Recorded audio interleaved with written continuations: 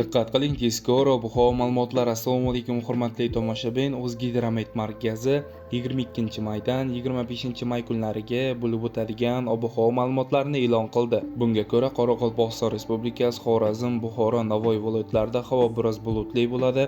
22-23-may kunlari vaqti bilan yomg'ir yog'ishi, momaqaldiroq bo'lish kuzatiladi.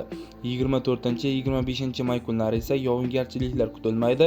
G'arbiy shamol yo'nalishini o'zgartirib, sharqdan sekundiga 7-12 metr sekund tezlikda esadi. Ba'zi joylarda shamolning tezligi 13-18 metrgacha kuchayishi mumkin. Ayrim joylarda chang-to'zonlar ko'tariladi. Haroratlar kechalari 13-18 daraja iliq, kunduz kunlari 22-may kuni 27-32 darajagacha ko'tariladi. 23-24-may kunlari esa 25-30 daraja iliq. Toshkent, Samarqand, Jizzax, Sirdaryo, Qashqadaryo hamda Surxondaryo viloyatlarida ham havo biroz bulutli bo'ladi. 22-24-may kunlari vaqti bilan yomg'ir yog'adi.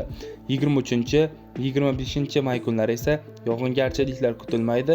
G'arbiy shamol yo'nalishini o'zgartirib, sharqdan sekundiga 7-12 metr sekund tezlikda esadi. Ba'zi joylarda shamolning tezligi 13-18 metrgacha kuchayishi mumkin. Haroratlar kechalari 15-20 daraja iliq, kunduz kunlari 22-24-may kunlari 22-27 daraja iliq bo'ladi.